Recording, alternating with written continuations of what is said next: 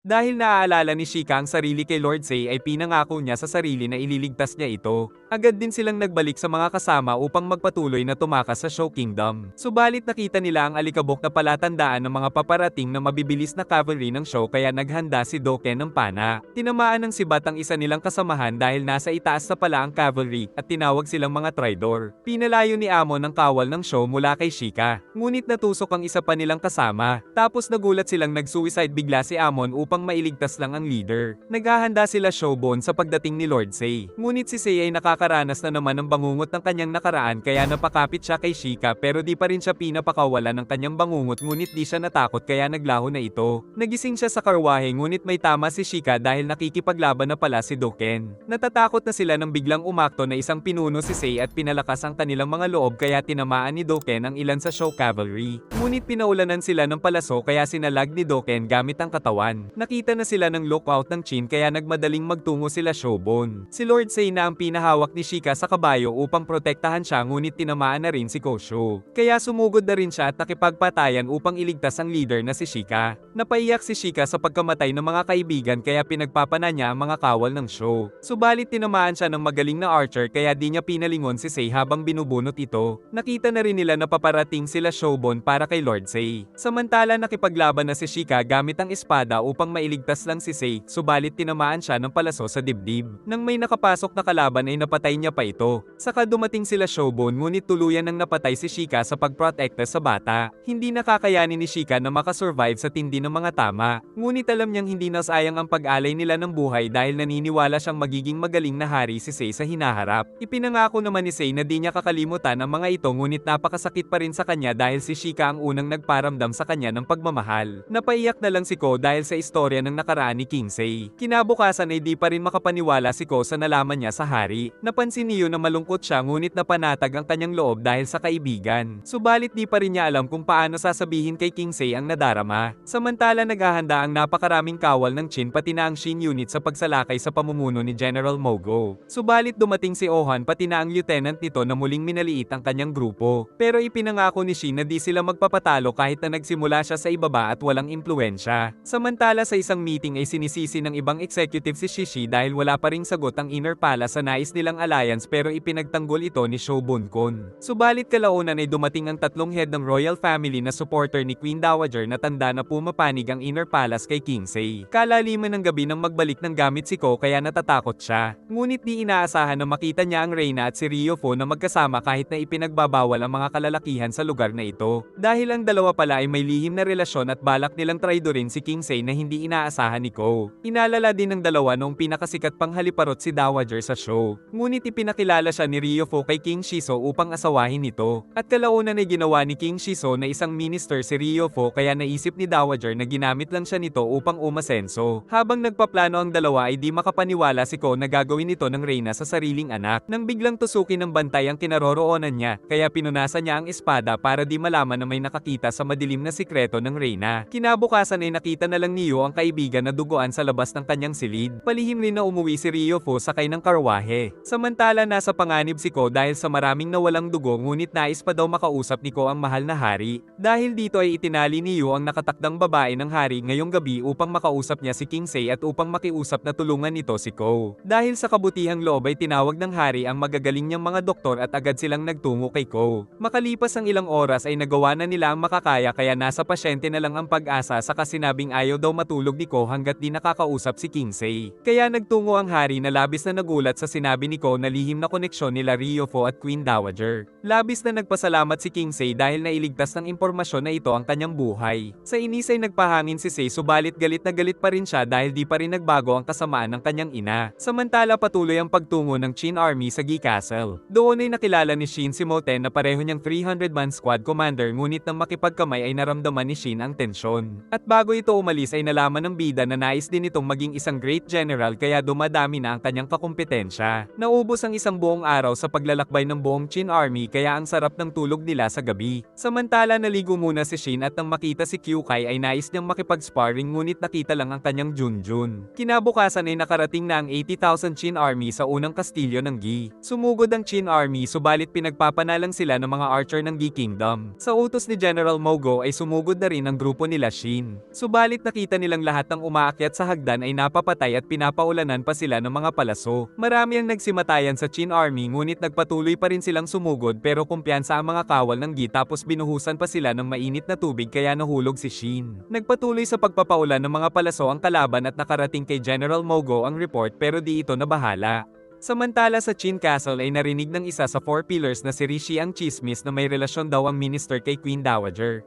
Agad namang tinanong ni Rishi kay Ryofo ang tungkol sa chismis na ito na parang totoo ngunit ipinag-utos lang na minister na patayin ang nagpakalat ng chismis. Ang nagpakalat pala nito ay ang hari mismo upang magkaroon ng lamat ang samahan sa faction ni Ryofo at handa daw siya sa magiging consequence nito. Nang makita naman ni Rishi ang tatlong head ng royal family ay napagtanto niya na totoo ang nabalitaan. Nakatanggap ng liham si Dowager na di siya mapuntahan ni Ryofo dahil sa kumalat na chismis. Kaya naisip niyang siya na lang ang palihim na magpupunta sa minister. Isiniwalat ni King na bumaliktad na sa kanila ang inner palace kaya sobrang laki na ng gap sa kanila ng puwersa ni Ryofo, pero dahil sa butas na nakita nila sa minister ay maaari pa silang manalo. Kinagabihan ay nagtungo si Moten kay Shin upang sabihin na umaayon kay General Mogo ang sitwasyon kahit mukhang natatalo sila pero di maintindihan ng bida. Kinabukasan ay nagpatuloy ang pagdepensa ng Gi laban sa sumusugod na Qin pero relax lang si General Mogo. Subalit bumababa na ang moral ng Qin Army dahil tila di talaga sila makapasok. Samantala may inihahandang plano sila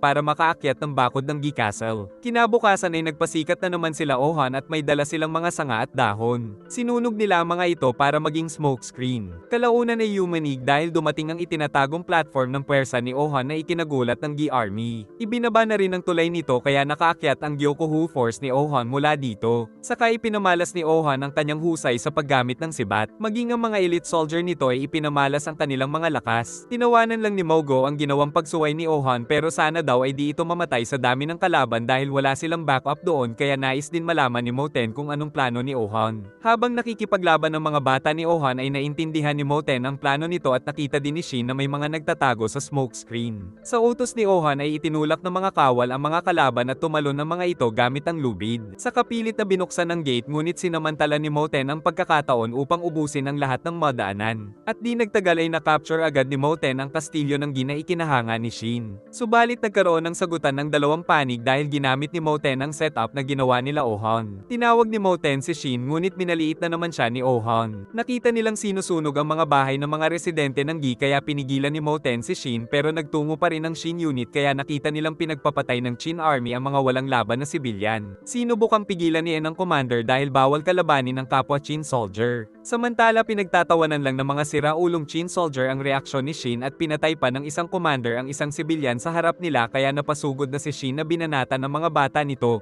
ngunit bago niya mapugat ang ulo ay pinigilan siya ni Moten dahil baka di na siya maging general pag ginawa ito. Sinipa ng siraulong commander ang bida ngunit nang sinugod pa siya nito ay tinuluyan na siya ni Shin. At sinabing hindi niya mapapatawad ang ganitong gawain kahit na isang hari o isang general pa ang gumawa ng ganito. Susugod sana ang mga tauhan ng pinatay ni Shin pero naisip ng lieutenant na papatayin din ng high rank official si Shin dahil sa ginawa. Subalit kalaunan ay sila pa ang dinampot at hindi ang grupo ni Shin. Dahil pala ito sa pakiusap ni Moten kay General Rajen na protektahan nito si Shin. Kaya nainis din si Ohan nang malaman na iniligtas niya sa parusa si Shin. Dalawang batang babae ang pinagbabalakan ibenta ng mga ilang Qin soldier ngunit naisip nilang walang bibili sa mga ito kaya papatayin na lang nila. Pero bumagsak sila dahil pinagpapatay ni Kyukai. Saka nagtungo siya kay Commander Shin na humingi ng paumanhin sa kanyang aksyon dahil nalagay din sa panganib ang buong Shin unit. Ngunit sa kabila ng pagkasakop nila sa kastilyo ng Gi ay di natatakot ang hari ng Gi na si King Kevin. Dahil nasa kanya si General Renpa na dating isa sa 3 Great General ng show na kasing lakas ng 6 Great General ng Qin. Sa flashback bago pa ang digmaan sa Deccan Plain ay nagkaroon pala ng digmaan ng Show Army laban sa Show Army. At ang dahilan ay nung napalitan kasi ng hari ang show ay tinanggal nito sa posisyon si General Renpa kaya naghimagsik ito. Si Gakujo naman ang commanding general ng kabilang puwersa na sinasabing mas magaling daw sa strategy kay Renpa. Kanina bago pala magsimula ang laban ay nagbanta si Gakujo na mas marami ang kanyang army pero di natakot si Renpa. Dahil sa mga report na natatalo na ang army ni Renpa ay napalagay si Gakujo. Subalit inatake sila ni Renpa dahil nasa likod na pala nila ito. Tinakot niya si Gakujo pero nang sumuko ito ay di niya pinatay saka sinabing di na siya babalik sa show dahil walang kwenta ang bagong hari. Dahil dito ay naging general na ngayon ng Gi Army si Renpa. Dumating rin ang 4 na lieutenant ni Renpa kaya nakahanda na sila sa paghahasa nagtatasik ng lagim. At una nitong inutusan si Rinko na pumatay ng mga officer ng Qin. Umakyat na rin ang Shin unit sa itaas ng wall at nakipaglaban sa maraming Gi soldier. Sinubukan ni Shin na yayaing sumugod ang infantry sa ibaba kaya umakyat na rin ang mga ito samantala ipinamalas ng Shin unit ang lakas ngunit sa lakas ni Kyukai at pati na kay Shin tunay na napahanga si Moten. Tapos nais nilang gayahin ang strategy ni Ohan kahit marami nang nag-aabang sa ibaba ngunit tumalon pa rin si Shin, kaso nabitiwan ni Ryusen ang lubid kaya nahulog ang commander. Nakasurvive naman si Shin subalit napapaligiran siya ng kalaban. Mabuti na lang ay dumating ang 1,000 Qin soldier mula sa Kokubi unit na dahilan ng kanilang pagkapanalo kaya napakasaya pagsapit ng gabi.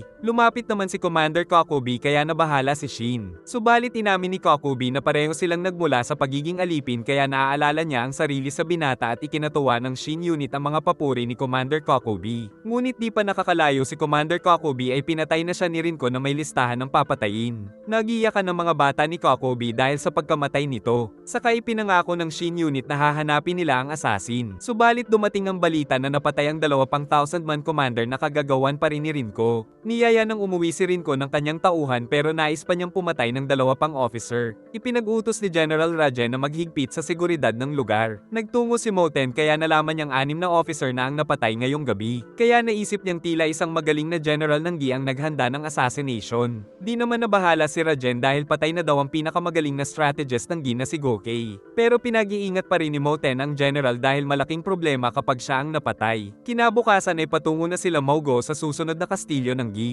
Ngunit di pa rin mapalagay si Moten kung sino ba ang assassin. Kalaunan ay napansin ni Shin na tila may nakatingin sa malayo at ito ay walang iba kundi si Rinko. Di alam ng hari ng Gi ang tunay na lakas ni General Rinko kaya pinaliwanag ni Renpa na isa si Rinko sa humaharap noon sa mapanganib na 6th Great General Oki ng Qin. Sa kasamaang palad ay napatay na rin ni Rinko maging si General Rajen. Subalit sa pagkakataong ito ay nagpakita na sila sa Qin Army kaya nagmistulan silang mga prey sa mabangis na tigre. Ngunit sumugod pa rin ang bida na sinalag nito at di siya nito binitiwan. Saka sinaksak ang nakailag na Shin hanggang sa dinala siya sa isang clearing. Wala daw sa listahan ng pangalan ni Shin kaya aalis na si Rinko. Subalit dahil ito ang pumatay kay Commander Kokubi ay sumugod ang bida kaso sinalag at siya pa ang nahiwa nito. Kaya naman nagpa siya na si Rinko na patayin na rin si Shin mabuti ay dumating ang mga sibat dahil di siya pababayaan ng mga tauhan. Bago umalis ay tinanong ito ni Shin pero di siya naniwalang isa itong general kaya sinabi ni Rinko na 30 na siya pero babyface lang saka ito tuluyang tumakas. Nagtungo si Moten kay Shin upang sabihin ang kanyang hinala na baka si General Renpa ang nasa likod ng pagkilos ng Gi. Di ito inaasahan ni Shin dahil isang alamat din si Renpa dahil noon ay isa ito sa 3 Greats of Show. Saka dumating si General Mobo na tatay pala ni Moten. Nagtataka si Kyuen kung anong motibasyon ni General Renpa. Sagot nitong si General Oki ang dahilan dahil 3 taon ang nakalipas nang itakwil siya ng hari ng show ay pinuntahan siya ni Oki at nag-inuman sila dahil di na sila magkalaban. At sinabi ni Oki na kung nagnanais daw siya muli ng matinding laban katulad noon ay kalabanin niya ang Mogo Army ng Qin. Pero natawa lang ngayon sila Renpa dahil di pa nanalo sa kanya si Mogo. Samantala nakarating ang balita kay Mogo na si Renpa ang makakalaban nila pero nanatili itong kalmado. Subalit pag-alis nito ay alam ng anak niyang si Mobo na nagpapanggap lang itong di kinakabahan dahil noong isang royal blood pa sila ng Kingdom of Se ay nakakalaban na nito si General Renpa pero di nanalo si Mogo kahit isang beses kaya naman tumakas sila at napadpad sila sa Qin. Ugali ni General Mogo na tanggalin ang armor kapag nakakaramdam ng matinding pressure saka nagpahinga siya sa field.